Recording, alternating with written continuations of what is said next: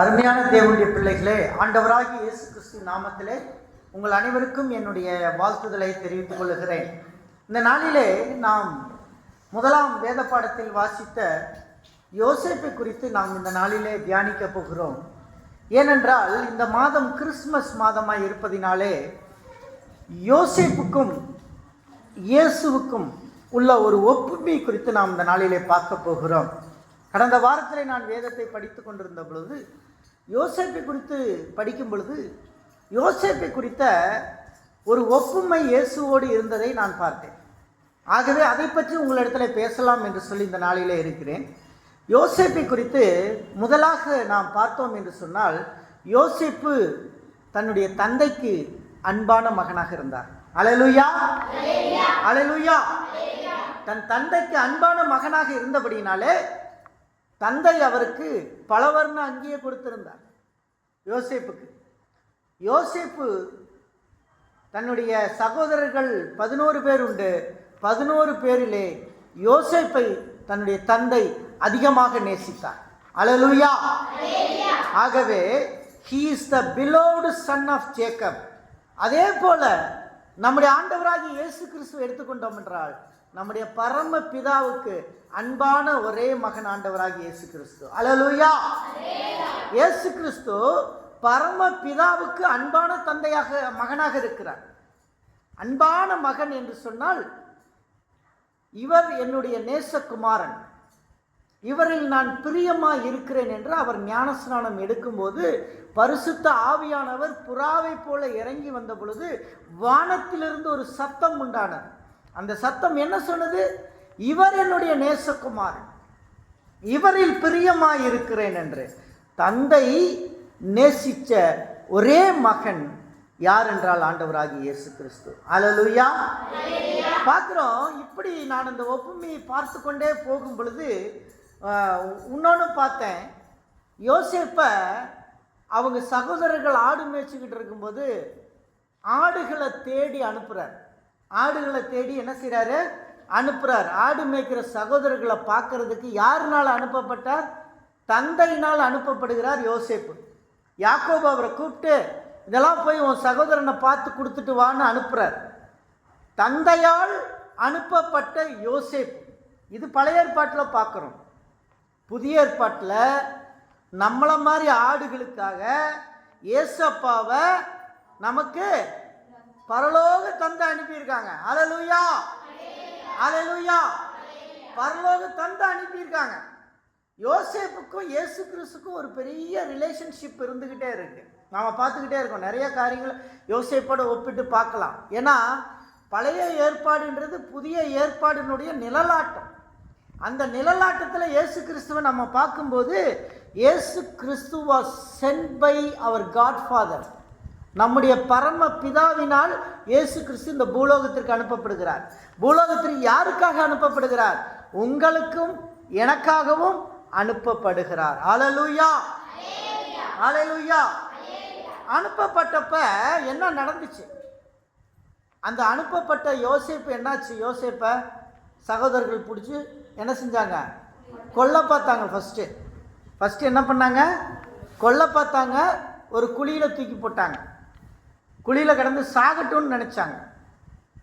அடுத்து என்ன பண்ணா? ரூபன்னால என்ன செஞ்சாங்க? கொஞ்சம் அவங்க அண்ணனுக்கு கொஞ்சம் தயவு. ஏன்னா அண்ணன் தான் அடுத்த ரெஸ்பான்சிபிள் குடும்பத்தில், மூத்தவன் பார்த்தா, டே அப்பாவுக்கு போய் நான் கணக்கு சொல்லணும்டா, அவனை கொல்றாதீங்கன்னா தூக்கி மேலே எடுங்கடான்னு எடுத்து விட்றான். மேலே எடுத்து விட்டுட்டு அவன் போயிட்டான். மறுபடியும் ஆடு மேய்க்க போனப்போ மற்ற சகோதரர்கள் என்ன பண்ணாங்க? அங்கே உட்காந்துருந்தாங்க, பார்த்துக்கிட்டே இருந்தாங்க. என்ன பண்ணாங்க? அங்கேருந்து அரேபிய வியாபாரிகள் வர்றாங்க. அவங்கள இஸ்மவேலர்னு பைபிளில் சொல்லுது. பைபிளில் என்ன சொல்லுது? இஸ்மவேலர்னு சொல்லுது. இன்னொரு இடத்துல அவங்கள இஸ்மவேலர் அல்லது மோவாபியர் என்று சொல்லுகிறது. இந்த வம்சத்தில் இருக்கிற பிஸ்னஸ் மேன்ஸ் எங்கே போகிறாங்க? எகிப்துக்கு போயிட்டுருக்காங்க. போகிற வழியில் அவங்க நிறையா வியாபார பொருளெல்லாம் எடுத்துகிட்டு போவாங்க. அப்போ இவங்க பிரதர்ஸ் போய், இன்னொரு வியாபாரத்துக்கு ஒரு பொருள் இருக்குது, வாங்கிக்கிறீங்களான்னு கேட்குறாங்க. என்ன சொல்லுங்கன்னு. இந்த மாதிரி ஒரு பையன் இருக்கான், அவனை என்ன செய்யுங்க, எடுத்துகிட்டு போயிருங்க. அந்த பையனை 20 வெள்ளிக்காசுக்கு விற்றாங்க. எத்தனை வெள்ளிக்காசுக்கு? 20 வெள்ளிக்காசுக்கு விற்றாங்க. நீங்கள் பாருங்கள், சொந்த சகோதரரால் 20 வெள்ளிக்காசுக்கு விற்கப்பட்டவன் யோசேப்பு. இயேசு கிறிஸ்துவையும் என்ன பண்ணாங்க? சிலுவையில் அடித்தாங்க. யூதாஸ் என்பவன் எத்தனை வெள்ளிக்காசுக்கு காட்டி கொடுத்தான்? 30 வெள்ளிக்காசுக்கு காட்டி கொடுத்தான். எத்தனை வெள்ளிக்காசு காட்டி கொடுத்தான்? 30 வெள்ளிக்காசுக்கு காட்டி கொடுத்தான். இப்படி இயேசு கிறிஸ்து எப்படி சகோதரர்களால் யோசேப்பு துரோகத்தை சகோதரர்கள் இழைத்தார்களோ யோசேப்புக்கு, அதே போல இயேசுவுக்கு யூதாசினாலே துரோகம் இழைக்கப்பட்டது. யூதாசினாலே துரோகம் இழைக்கப்பட்டது. சொந்த சகோதரனால் யோசேப்புக்கு துரோகம் வந்ததைப் போல சொந்த சீசர்களால் இயேசுவுக்கு துரோகம் இழைக்கப்பட்டது. He sold and betrayed. Jesus betrayed by Judas and sold for 30 silver coin. யோசேப்பு எப்படி 20 வெள்ளிக்காசுக்கு விற்கப்பட்டானோ அதே போல இயேசு கிறிஸ்துக்கு 30 வெள்ளிக்காசுக்கு விற்கப்பட்டார். ஏன்னா யோசேப்பின் காலம் பழைய காலம். இயேசு அதுக்கு அப்புறம் 2000 வருஷமாக இருக்கலாம். 2000 வருஷத்துக்கு பின்னாடி இயேசுவையும் 30 வெள்ளிக்காசுக்கு விற்றாங்க. இது நமக்கு தெரிந்த காரியமாக இருக்கிறது. அடுத்து பார்த்தீங்கன்னா, யோசேப்பு போட்டிருந்த அங்கியை ஆட்டின் இரத்தத்தினால் தோய்த்து, ஆட்டினுடைய இரத்தத்தினால் தோய்த்து தந்தைகிட்ட கொண்டு போய் காட்டுறாங்க. இது உங்கள் மகனுடைய ட்ரெஸ்ஸாக பாருங்கள், நாங்கள் வர்ற வழியில் கண்டுபிடிச்சோம், இது உங்கள் மகன் ட்ரெஸ்ஸான்னு பாருங்கள். அந்த ட்ரெஸ்ஸில் தாங்க பிரச்சனையே வந்தது தெரியுமா? சகோதர பொறாமை எதில் வருது தெரியுமா? ட்ரெஸ்ஸில் வரும். ட்ரெஸ்ஸில் வரும். அண்ணன் தம்பிகளுக்குள்ள அண்ணன் நல்ல ட்ரெஸ்ஸு போட்டால் தம்பிக்கு பிடிக்காது, தம்பி நல்ல ட்ரெஸ்ஸு போட்டால் அண்ணனுக்கு பிடிக்காது, அக்கா நல்ல ட்ரெஸ்ஸு போட்டால் தங்கச்சிக்கு பிடிக்காது, தங்கச்சி நல்ல ட்ரெஸ்ஸு போட்டால் அக்காவுக்கு பிடிக்காது. இந்த ட்ரெஸ்ஸில் தான் பொறாமை வந்துச்சு. யோசேப்புக்கு அவங்க அப்பா கொடுத்த ட்ரெஸ்ஸில் தான் அவனுக்கு உள்ள பிரச்சனையே வந்தது. அவனுக்கு அவங்க அப்பா நல்ல ட்ரெஸ் கொடுத்துட்டாரு, சகோதரர் எல்லாம் பொறாமப்பட்டாங்க. அவனுக்கு மட்டும் நல்ல ட்ரெஸ்ஸா, அவனுக்கு மட்டும் நல்ல ட்ரெஸ்ஸா என்று அடிக்கடி சொல்லி கொண்டிருந்தார்கள். அவனுக்கு மட்டும் நல்ல ட்ரெஸ் கொடுக்குறீங்களா என்று கேட்டுக்கொண்டே இருந்தார்கள். அந்த பல வர்ண அங்கியை பார்த்து பொறாமைப்பட்டார்கள். அந்த அங்கியை பார்த்து பொறாமப்பட்டாங்க. அந்த அங்கினாலேயே சகோதரருக்குள்ள பிரச்சனை வந்தது, சகோதரருக்குள்ள பிரிவினை வந்தது. யோசேப்பு இன்னொரு காரியம் செஞ்சான். அவன் என்ன பண்ணான்? சகோதரர்கள் செஞ்ச பாவத்தை எல்லாம் அப்பா கிட்ட என்ன செஞ்சான்? சொல்லிக்கிட்டு இருந்தான். நம்ம ஏசப்பா என்ன செய்கிறாரு? நம்ம செய்கிற பாவத்தை எல்லாம் பிதா கிட்ட என்ன செய்கிறாரு? பரிந்து பேசிக்கொண்டே இருக்கிறார். அல்லேலூயா, அல்லேலூயா. அப்படி யோசேப்புக்கும் இயேசுவுக்கும் இப்படிப்பட்ட ஒரு பெரிய ஒப்புமை இருக்கு. யோசேப்பினுடைய அங்கியை எப்படி ஆட்டின் ரத்தத்தை தோய்த்து கொண்டு போய் அப்பா கிட்ட காட்டினாங்களோ அதே போல இயேசுவின் அங்கியை அவருடைய இரத்தத்தில் தோய்த்து அதை எடுத்து பங்கு போட்டு கொண்டார்கள். அதை எடுத்து என்ன செய்தார்கள்? பங்கு போட்டு கொண்டார்கள் என்று நாம் பார்க்கிறோம். அருமையான தேவனுடைய பிள்ளையே, யோசேப்பும் இயேசு கிறிஸ்து ஒரு பழைய ஏற்பாட்டினுடைய ஒரு நிழலாட்டம் தான் இயேசு கிறிஸ்து. இயேசு கிறிஸ்து இப்படி பிறக்க வேண்டும் என்பதற்கு யோசேப்பை வைத்து ஒரு மாதிரியை கர்த்தர் கொடுத்து கொண்டிருக்கிறத நம்ம பார்க்கிறோம். அல்லேலூயா, அல்லேலூயா. அந்த இவங்க கூட்டிட்டு போனாங்கல்ல, இஸ்மவேலர் வியாபாரத்துக்காக அரேபியர்கள் கூட்டிட்டு போனாங்க. அந்த அரேபியர்கள் கூட்டிட்டு போகும்போது அவர்கள் அவங்க அறியாமல் யோசேப்பை அங்கே கொண்டு போனதுக்கு காரணம் அவங்களுக்கே தெரியாது. பின்னால் யோசேப்பு ஒரு இரட்சகனாக வருவான்னு தெரியாது. அல்லேலூயா, அல்லேலூயா.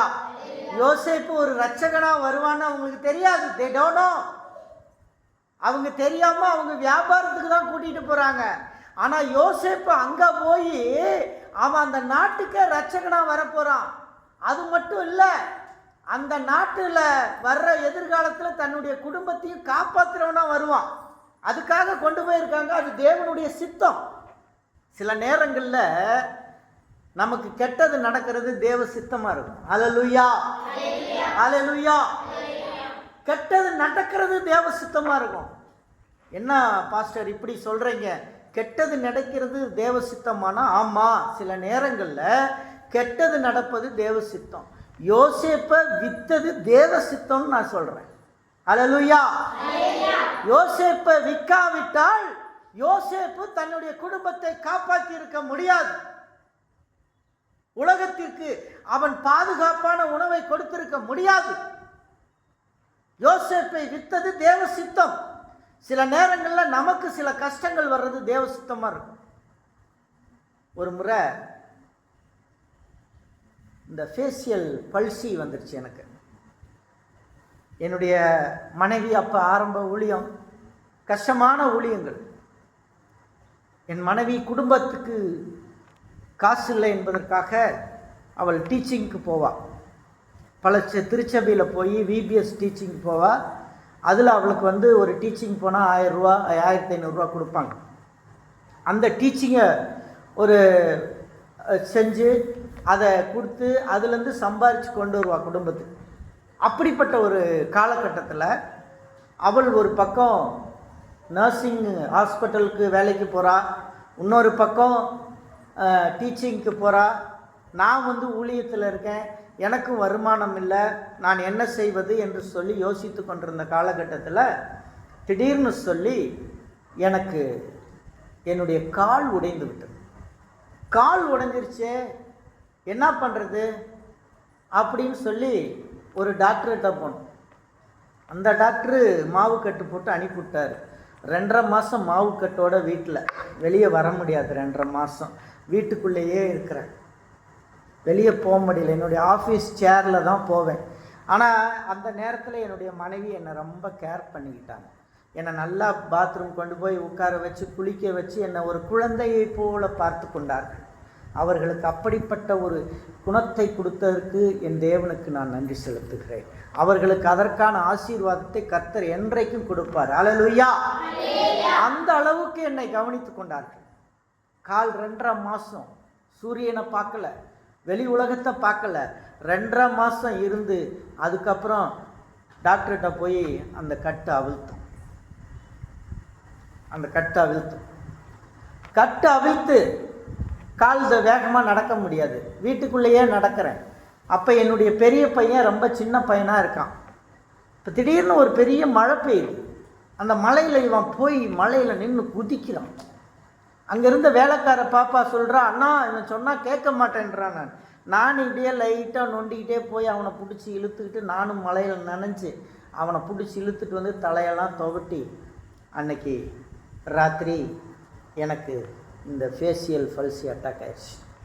ஒரு பக்கம் அப்படியே முகவாதம் வந்துருச்சு, பேச முடியல. ஒரு பக்கம் ஃபுல் நம்னஸ், இந்த கண் அப்படி திறந்துக்கும், கண்ணுலேருந்து தண்ணி ஊற்றிக்கிட்டே இருக்கும், இந்த கண் ட்ரை ஆகிட்டே இருக்கும், வாய் உளரும், பேச முடியாது. அப்படிப்பட்ட ஒரு கொடிய ஒரு வியாதி ஃபேஷியல் பல்சி என்று வந்துவிட்டது. அது ஹாஸ்பிட்டலுக்கு கொண்டு போகிறோம். ஒரு ஹாஸ்பிட்டலில் கொண்டு போய் அட்மிட் பண்ணுறாங்க. அந்த ஹாஸ்பிட்டலில் உட்காந்து அங்கே ட்ரீட்மெண்ட்டுக்காக இது பண்ணுறோம். என்னுடைய அக்காவுக்கு ஃபோன் பண்ணுறாங்க. என்னுடைய அக்கா டெஸ்ட்டுக்கு முன்னாடி பார்த்துட்டு சொன்னால் இது பெல் பல்சி அப்படின்னு சொன்னாங்க. என்ன பெல் பல்சி, நமக்கு அது தெரியாது அப்படின்னா என்னன்னு. என்னுடைய அக்கா நைட் 2 மணிக்கு வந்து பார்த்துட்டு இது பெல் பல்சி அப்படின்னு சொல்லி சொன்னாங்க. அதுக்கப்புறம் அந்த ஹாஸ்பிட்டல்லேருந்து டிஸ்சார்ஜ் ஆகி நியூராலஜி காட்டணும், எனக்கு நியூராலஜி காட்டணும்னு சொல்லி நியூராலஜி டாக்டருக்கு அனுப்புகிறாங்க. இப்போ 3 டாக்டரை நான் பார்த்துருக்கேன். 1 ஓம் சக்தி ஹாஸ்பிட்டலில், 2 செந்தில்நாதன் ஹாஸ்பிட்டலில் ஆர்த்தோ காலுக்கு காட்டியிருக்கேன். 3வது கடவுள் எங்கே கூட்டிகிட்டு போகிறாரு? நியூராலஜிக்கு கூட்டிகிட்டு போகிறார். எப்படி இருக்குது பாருங்கள். 3 ஹாஸ்பிட்டலில் நான் கடந்து வந்தேன். 3 மருத்துவர்களும் என்னுடைய மனைவி அவங்க மெடிக்கல் நர்ஸ் அப்படின்னு தெரிஞ்சிருச்சு, அக்கா நர்ஸுன்னு தெரிஞ்சிருச்சு, அப்பா எல்லாம் நர்ஸ் மெடிக்கல் குடும்பம்னு சொல்லி தெரிஞ்சதுனால அவர்களுக்கும் எங்களுக்கும் ஒரு உறவை கர்த்தர் ஏற்படுத்தினார். அல்லேலூயா. அந்த உறவு என்னாச்சுன்னா இந்த இது நல்லாயி நான் நடக்கும்போது எனக்கு இந்த மாதிரி ஒரு ட்ரைனிங் கோர்ஸ் நடத்துறதுக்காக ஒரு ஆடை பார்த்தேன். அந்த ஆடை பார்த்துட்டு நான் சும்மா என் ஒய்ஃப்கிட்ட கேட்டேன், ஏம்மா அந்த ட்ரைனிங் கோர்ஸ்க்காக ஒரு ஆட் வந்திருக்கு, இதை நான் அப்ளை பண்ணட்டான்னு கேட்டேன். பண்ணுங்க அப்படின்னாங்க. நீ பண்ணால் இந்த கோர்ஸெல்லாம் நீ எடுத்து பொறுப்பாக பார்த்துக்குவியா? பார்த்துக்கிறேன். சரி, அப்போ நான் பண்ணுறேன்னு சொல்லிட்டு அந்த கோர்ஸுக்கு அப்ளை பண்ணேன். தருமபுரியிலேருந்து 30 என்ஜிஓஸ் அப்ளை பண்ணியிருக்காங்க. என்ஜிஓவுக்கு மட்டும்தான் அந்த ப்ராஜெக்ட் தருவாங்க. 30 என்ஜிஓ அப்ளை பண்ணியிருக்கான். 30 பேர்த்தில் எனக்கு மட்டும்தான் அது கிடைச்சிது. அல்லேலூயா, அல்லேலூயா.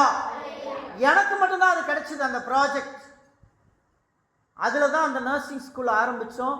இன்றைக்கி 18 வருஷம் அந்த நர்சிங் ஸ்கூலை நடத்திக்கிட்டு இருக்கிறோம். அன்னைக்கு இந்த பிள்ளைகளை அனுப்புறதுக்கு ட்ரைனிங்க்கு டாக்டர் வேணும், ஹாஸ்பிட்டல் வேணும்.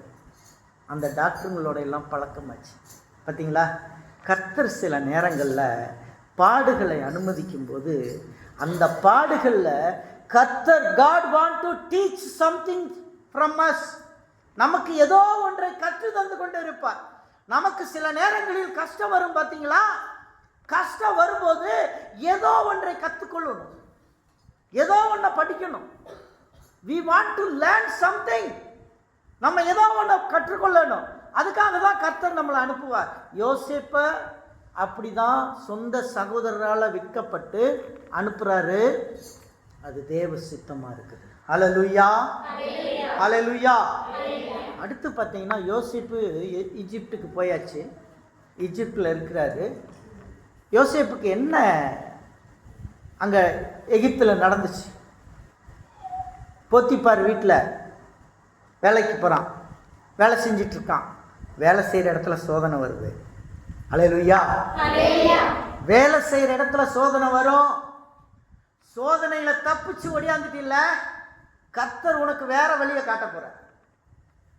வேலை செய்கிற இடத்துல சோதனை யோசேப்புக்கு பெரிய சோதனை. போத்திப்பாரின் மனைவி ஓயாமல் அவனை தொந்தரவு பண்ணிட்டு இருக்கான். அவளுக்கு ஏதாவது ஒரு எவிடன்ஸ் கிடைக்கணும். இவனை என்னுடைய வழிக்கு இவன் வரல, என் வழிக்கு வரலைன்னா அவனுடைய எவிடன்ஸை நான் ஏதோ ஒன்று பண்ணி அவனை நான் வெளியே எடுக்கணும்னு பார்க்குறேன். அதே மாதிரி அவனுடைய உடைகளை எடுத்து வைத்து கொண்டு, அங்கேயும் யோசேப்புக்கு ட்ரெஸ்ஸில் தான் பிரச்சனை சகோதரர்கள்கிட்ட, இங்கே வந்தோம் ட்ரெஸ்ஸில் தான் பிரச்சனை. அந்த உடைகளை எடுத்துக்கொண்டு இவன் என்னை மானபங்கப்படுத்தினான் என்று தவறான பொய் புகாரை யோசேப்பின் மீது கொடுத்தார்கள். இயேசு கிறிஸ்துவுக்கு என்ன செஞ்சாங்க இந்த பூமியில? எதுக்காக அவர் பிலாத்துக்கிட்ட போனாரு? பொய் புகார், ஃபால்ஸ் அக்யூசேஷன். உன்னை குறித்து அநேகர் ஃபால்ஸ் அக்யூசேஷன் கொடுப்பாங்க. அதை பார்த்து பயந்து போகாதீங்க. கஷ்டமாக தான் இருக்கும். யோசேப்புக்கு கஷ்டமாக தான் இருந்துச்சு. அந்த ஃபால்ஸ் அக்யூசேஷன் யோசேப்புக்கு வந்துச்சுல்ல, அந்த இடத்துல அவன் எதிர்த்து நிற்கலைங்க. போத்திப்பார் மனைவியோட எதிர்த்து சண்டை போடலை, அவன் ஆர்கியூ பண்ணலை, ஒன்றும் பண்ணலை. ஏன்னா அந்த காலத்தில் இருந்த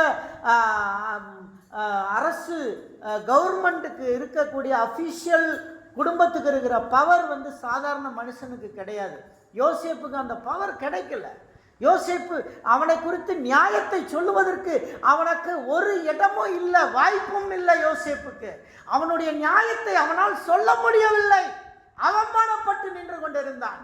அருமையான தேவனுடைய பிள்ளையே, இந்த செய்தியை நீ கேட்டுக்கொண்டிருக்கும் பொழுது, ஒருவேளை இந்த அவமானத்தை உன் பள்ளியிலோ உன் வேலை ஸ்தலத்திலோ நீ எங்கு சந்தித்திருந்தாலும், அந்த அவமானம் உன் குடும்பத்தில் உன் மனைவி மூலமா உன் கணவன் மூலமா வந்திருந்தா கூட அந்த அவமானத்தை கர்த்தர் மாற்ற போறார்.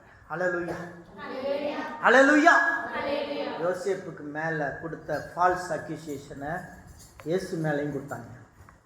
ஏசப்பாவுக்கு கொஞ்சம் நஞ்சமா இவர் தேவாலயத்தை இடித்து 3 நாளில் எழுப்புவேன். மடப்பையில் இது தெரியல. Body is the temple of God. நம்முடைய உடல் தேவனுடைய ஆலயமாக இருக்குது. அவர் இந்த ஆலயத்தை பற்றி பேசிகிட்டு இருக்காரு. அவனுங்களுக்கு இந்த ஆலயத்தை சர்ச்சையே இடித்து 3 நாள் எழுப்புவேன்றான் அப்படின்னு அவர் மேலே ஃபால்ஸ் அக்யூசேஷனை கொடுத்தாங்க. யோசேப்பு மேலேயும் ஒரு ஃபால்ஸ் அக்யூசேஷனை கொடுத்தாங்க. யோசேப்பை எங்கே கொண்டு போனாங்க? சிறைக்கு கொண்டு போனாங்க. யோசேப்பு was put it in the jail. The same way Jesus was arrested and took to the throne of the Pilate. பிலாத்தினுடைய அதிபதியின் முன்பாக குற்றவாளியாய் இயேசு நிற்கிறார். அருமையான தேவனுடைய பிள்ளையே, நீ இருக்கிற இடத்துல உன்னை குற்றவாளியா நிறுத்துறானா? என் நாமத்தின் நிமித்தம் நீங்கள் துன்பப்படுவீர்களானால் நீங்கள் பாக்கியவான்களா இருப்பீங்க. அல்லேலூயா, அல்லேலூயா. என் நாமத்தின் நிமித்தம் நீ துன்பப்படுவாய் என்று சொன்னால் நீங்கள் பாக்கியவானாய் இருப்பீங்க. யோசேப்ப ஜெயில போட்டாங்க. கர்த்தருடைய பிள்ளை எங்க இருந்தாலும், ஜெயிலே இருந்தாலும் அங்கேயும் ஆண்டவரை துதிக்கும், அங்க கர்த்தரை தேடும். ரெண்டாவது, கர்த்தருக்கும் நமக்கும் உள்ள உறவு அப்பதான் வளரும். அல்லேலூயா, அல்லேலூயா. ஒருவேளை யோசேப்பை ஜெயில போடலைன்னா அவனுக்கு ஜெபிக்க நேரம் இருந்திருக்காது, கர்த்தரை தேட நேரம் இருந்திருக்காது. அவன் போத்திபார் வீட்டுல வேலை வேலை வேலை வேலைன்னு செஞ்சுட்டு கர்த்தரை தேடாமையே போயிட்டான். கர்த்தரை தேடல, கர்த்தரை தேட வேண்டிய நேரத்துல வேலைக்கு ஓடிட்டான். இப்ப கர்த்தர் பார்க்கிறாரு, யோசேப்ப உன்னை ஜெயில போட்டாதாண்டா நீ என்ன தேடுவ. அல்லேலூயா. உன்னை தூக்கி நான் ஜெயில போடுறேன். இதுக்கு மேல போத்திபார் வீட்டுல உனக்கு வேலை கிடையாது. அது பாவம் நிறைஞ்ச இடம். அந்த பாவம் நிறைஞ்ச இடத்துல உனக்கு வேலை கிடையாது. இனி நான் தர போறது பரிசுத்த வேலை. அல்லேலூயா. இனி நான் தர போறது பரிசுத்த வேலை.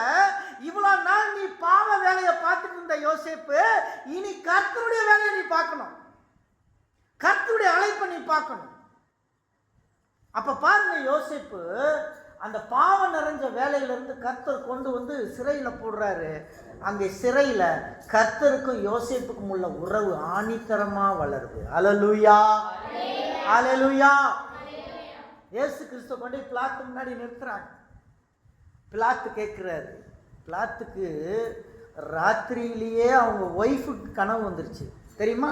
பிலாத்துடைய ஒய்ஃபுக்கு கனவு வந்துருச்சு, இந்த மனுஷன் நீதிமான், இவனுக்கு ஒன்றும் பண்ணிடாதீங்க, ஒன்றும் பண்ணிடாதீங்க. மனைவி சொல்ல மந்திரம், பிலாத்து வந்து தட்டக்கூடாதுன்னு சொல்லி எப்படியாவது இயேசுவை விடுதலை பண்ணலான்னா மக்களுடைய கலகம் அதிகமாகுது. பேதுரு அங்கேயே இயேசுவை காப்பாற்ற முயற்சி பண்ணான். எங்க? கெத்செமனே தோட்டத்திலே பேதுரு எதுக்காக கத்தி எடுத்து வெட்டினான்? படை வீரர்களை வெட்டி காதையை வெட்டி எடுத்து விட்டான். அங்கேயே இயேசுவை காப்பாற்ற நினைச்சான். அந்த இடத்துல சொன்னார், சீமோனே, நான் வேண்டிக் கொண்டா எத்தனை தேவதூதர் இறங்கி வருவாங்க, அதெல்லாம் செய்யக்கூடாது, தேவ சித்தம் என்னில் நிறைவேறணும். அல்லேலூயா, அல்லேலூயா. தேவ சித்தம் இயேசுவில் நிறைவேறும்படியாக இயேசு அமைதலாய் கஷ்டங்களையும் பாடுகளையும் அவர் எடுத்துக்கொண்டார். இன்னைக்கு யோசேப்பு சிறைச்சாலைக்குள்ள போனா யோசேப்புக்கு கர்த்தருக்கும் உள்ள உறவு அப்படியே ஆணித்தரமா வளருது. they are praying, ஆண்டவரோட நேரம் செலவழிக்கிறான், கர்த்தரோட நேரம் செலவழிக்கிறான், கர்த்தரோட ஜெபத்துல உட்கார்றான், கர்த்தருக்குள்ள வளர்றான், கர்த்தர் அவன்கிட்ட பேசிக்கிட்டு இருக்கிறாரு.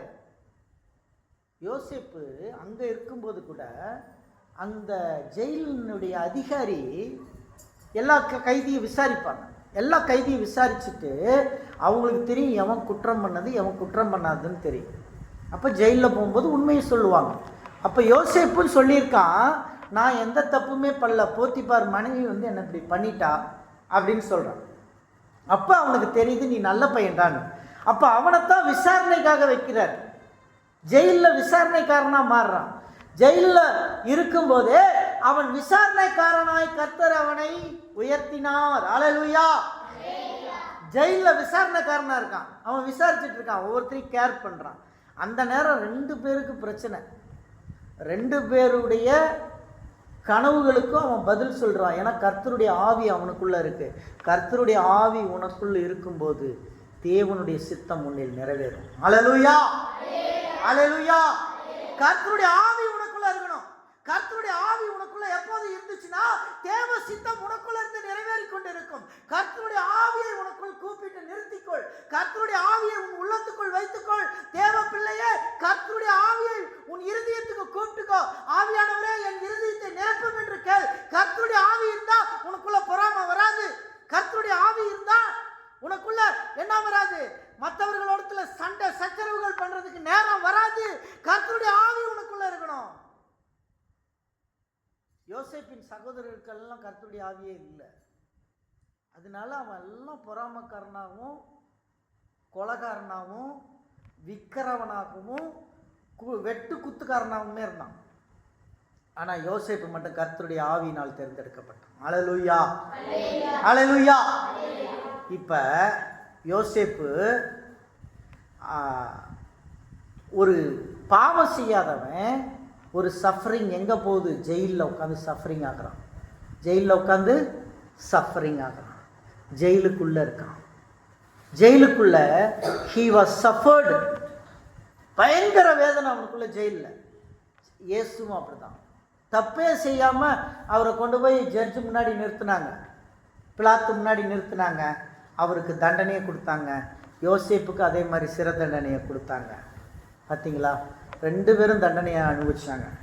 ஆனால் யோசேப்பு அந்த தண்டனைக்கு பிறகு தேவ சித்தம் நிறைவேறும் நேரம் வந்த பொழுது யோசேப்பை கர்த்தர் எடுத்து பயன்படுத்த போகிறார். அல்லேலூயா, அல்லேலூயா. பார்க்கிறோம், யோசேப்பு அரசனுக்கு ஒரு கனவு வருது, சொப்பனம். அந்த சொப்பனத்துக்கு யோசேப்பு தான் பதில் சொல்ல முடியுது. வேற யாருனாலே அந்த உலகத்தில் பதில் சொல்ல முடியல. யோசேப்புக்கு இப்போ என்ன பதவி கிடைச்சிது? எகிப்துக்கான அதிபதி. எகிப்துக்கு அதிபதி.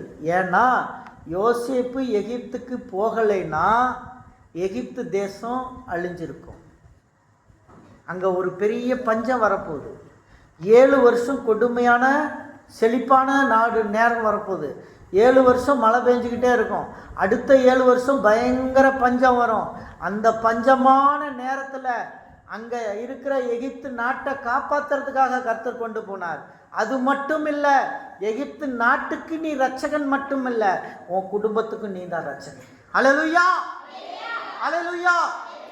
எகிப்துக்கு ரட்சகனாக யோசேப்பை கொண்டு போன தேவன் தன்னுடைய குடும்பத்திலும் தன் அப்பா, தன் அம்மா, தன் சகோதரர்களை ரட்சிக்கக்கூடிய ரட்சகனா மாறி போனான். அருமையான தேவனுடைய பிள்ளைய, தேவனுடைய ஆவி உனக்குள்ள இருந்துச்சுன்னா உன் குடும்பத்துல உன்னுடைய ஜெனரேஷனை ரட்சிக்கக்கூடிய ரட்சகனா நீ மாறுவ.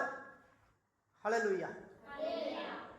உன் குடும்பம் ரட்சிக்கப்படுறது, உன் குடும்பத்தை ரட்சிக்க, உன் குடும்பத்தை பாதுகாக்கக்கூடிய ஒரு ரட்சகனா நீ மாறுவ. உன்னை பாதுகாக்கக்கூடிய ரட்சகனா நீ மாறுவ. பாருங்க, யோசேப்பு ஒரு சேவியரா இருந்தார். அவரு என்ன சொன்னாரு? உனக்கு ஆகாரத்தினுடைய தந்தை, எகிப்தினுடைய ஆகார தந்தை யாருப்பா? யோசேப். எகிப்துக்கு ஆகார தந்தை யோசேப்பா இருந்தார். அங்கே இருந்த பஞ்ச காலத்தில் மக்களுக்கு தானியங்கள் உணவெல்லாம் கொடுத்தார். அதனால ஆகார தந்தைன்னு பேர் அவருக்கு. நம்ம ஏசப்பாக்கு என்ன பேர்? Father of the bread, bread of life. ஏசப்பாவுக்கு என்ன பேர்? Bread of life. நமக்கு என்னத்தை கொடுத்தாரு? இப்போ அப்பத்தை கொடுத்தார் இல்லையா? அப்பத்தையும் திராட்சை ரசத்தையும் கொடுத்தார். அப்பத்தின் தந்தை யாரு? இயேசு கிறிஸ்து. அருமையான தேவனுடைய பிள்ளைகளை, இந்த 2 ஒப்புமை பாருங்க. கர்த்தர் உங்களோடு பேசி கொண்டிருக்கிறார். இந்த நாளில் கடைசியாக யோசேப்புக்கு ஒரு ரெவலேஷன் கிடைச்சிது, ஒரு வெளிப்பாடு கிடைச்சிது. என்னன்னா, இந்த 7 வருஷம் நடக்கக்கூடிய ஒரு பஞ்சத்தின் வெளிப்பாடு. இந்த பஞ்சங்கள் வரும். தன்னுடைய எல்லா சகோதரையும் கூப்பிட்டான். சகோதரர் எல்லாத்தையும் வர சொன்னான். வர சொல்லி எல்லாருக்கிட்டையும் அவன் ரிவீல் பண்ணான்ல, தன்னை யாருன்னு காட்டிக்கிட்டான்ல. ஒரு நேரத்தில் தன்னை யாருன்னு காட்டின பொழுது அவன் சொன்னான், கர்த்தர் முன்கூட்டி தன்னுடைய சித்தத்தை நிறைவேற்றுவதற்காக என்னை இங்கே அனுப்பினார். அல்லேலூயா. சகோதரர்லாம் மன்னிப்பு கேட்டாங்க. ஐ ஆம் வெரி சாரி ஜோசப், நான் உன்னை காட்டி கொடுத்துட்டேன், உன்னை பற்றி தப்பாக பேசிட்டேன், உன்னை பற்றி மோசமாக நாங்கள் முடிவு பண்ணிட்டோம், அப்பா கிட்ட எல்லாம் சொல்லி கொடுத்தேன், என்னை மன்னிச்சுக்கோன்னு மன்னிப்பு கேட்டாங்க சகோதரர்கள். யோசேப்பு சொன்னா, உங்களை எல்லாம் காப்பாற்றுறதுக்காக கர்த்தர் என்னை எகிப்து கொண்டு வந்தார். ஹல்லேலூயா. தேவ ஆவி அவனுக்குள்ளே இருந்துச்சுல்ல, அவன் பலி வாங்கலைங்க. தேவ ஆவி அவனுக்குள்ளே இருந்துச்சு. கர்த்தர் நாளைக்கு உங்களை உயர்த்தும் போது யாரையும் பலி வாங்கிறாதீங்க. ஹல்லேலூயா, ஹல்லேலூயா. தேவ ஆவி உங்களுக்குள் இருக்கும் பொழுது, தேவனுடைய ஆவியினால் நீங்கள் நடத்தப்படும் பொழுது எவர்கள் தேவனுடைய ஆவியினால் நடத்தப்படுகிறார்களோ அவர்கள் தேவனுடைய புத்திரர் எனப்படுவார்கள். பழி வாங்குவது நமக்குரியது அல்ல. அது தேவன் செய்ய வேண்டியதை நாம் செய்யக்கூடாது. அறிக்கை செய்து விட்டுவிட வேண்டும். யோசேப்பு தன் சகோதரர்களை பழி வாங்கவில்லை. அவன் தன்னை குறித்து வெளிப்படுத்தினான். தன்னை யார் என்று வெளிப்படுத்தினான்? உன் சகோதரன் தான் என்று வெளிப்படுத்தினான். இதே மாதிரி 2ஆம் வருகையில் இயேசு தன்னை வெளிப்படுத்த போகிறார். தன்னை என்ன செய்வார்? வெளிப்படுத்த போகிறார். அவர் வரப்போகிறார். The second coming is of Jesus. He will reveal his brothers Jews. யூதர்களுக்கு அவர் வெளிப்படுத்துவார். நான் யார்? I am the Messiah சொல்லுவார். I am your brother Messiah. யோசேப்பு எப்படி தன் சகோதரருக்கு வெளிப்படுத்தினாரோ அதே போல இயேசு கிறிஸ்து 2ஆம் வருகையில் வரும்பொழுது அவர் வெளிப்படுத்துவார். யோசேப்பினுடைய வெளிப்பாடில் ஒன்று இருந்தது. சூரியன் இருந்தது, சந்திரன் இருந்தது, நட்சத்திரங்கள் இருந்தது. இயேசு கிறிஸ்து வரும்போதும் சூரியன், சந்திரன், நட்சத்திரம் எல்லாம் இயேசுவை வணங்கும். யோசேப்பை எப்படி கனவுல சூரியன், சந்திரன், நட்சத்திரங்கள் வணங்குச்சோ அப்படியே இயேசு கிறிஸ்து வரும்பொழுது சூரியன் கீழே விழுந்துரும், சந்திரன் விழுந்துரும், நட்சத்திரங்கள் எல்லாம் என்ன செய்யும்? விழுகும். இயேசுவை பணிந்து கொள்ளும். அல்லேலூயா, அல்லேலூயா. அருமையான தேவனுடைய பிள்ளைகள், இன்னைக்கு யோசேப்போடு பேசின தேவன், யோசேப்போடு தேவ சித்தம் நிறைவேற்றப்பட்டது போல உங்களுடைய வாழ்க்கையில் சோகத்தை சந்தித்திருக்கும் ஒருவேளை நீங்கள் துக்கத்தை சந்தித்திருக்கும் பொழுது கர்த்தர் உங்களிடத்திலிருந்து தேவ சித்தத்தை நிறைவேற்ற போகிறார். அல்லேலூயா, அல்லேலூயா. நாம் நினைக்கலாம் கர்த்தர் எதுக்காக நம்மளை இங்கே வச்சிருக்காரு அப்படின்னு. நான் சில நேரங்களில் ஊழியத்துக்கு வந்த பிறகு நினைப்பேன், ஊழியத்தில் அந்த காடுகளில் நடந்து போகும் பொழுது சைக்கிள் கிடையாதுங்க. சைக்கிள் இல்லாத காலத்தில் அந்த தாசர்குந்தி பகுதியில் நடக்கும் பொழுதெல்லாம் ரோடே கிடையாது, தார் ரோடே இல்லை, எல்லாம் கல்லும் கரடுமான பாதை. அந்த பாதையில் நடந்து போகும்போது நினைப்பேன், என் வாழ்க்கையை இங்கேயே முடித்து விடுவீங்களா கர்த்தர்? அப்பா, இது இப்படியே நடப்பேனா? நான் வருங்காலத்தில் இப்படியே நடக்க போகிறேனா அப்படின்னு நான் இயேசுப்பாட்ட கேட்பேன். இப்படி தான் நடந்துட்டு இருப்பேனாப்பா நான் அப்படின்னு கேட்பேன்.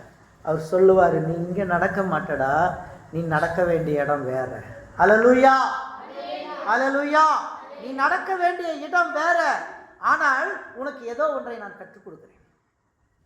உனக்கு நான் ஏதோ ஒன்றை கற்றுத்தர போகிறேன். I want to teach you something. I want to teach you. ஏதோ ஒன்றை நான் கற்றுக் கொடுக்க போகிறேன்.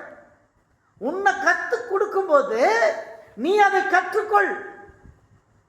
உன்னை குறித்து தவறான ஒரு சில விமர்சனங்கள் வரும்பொழுது யோசேப்புக்கும் அப்படி வந்தது. அந்த விமர்சனத்தை அவன் வென்று அந்த நாட்டுக்கே அதிபதியாக மாறிட்டான். அல்லேலூயா.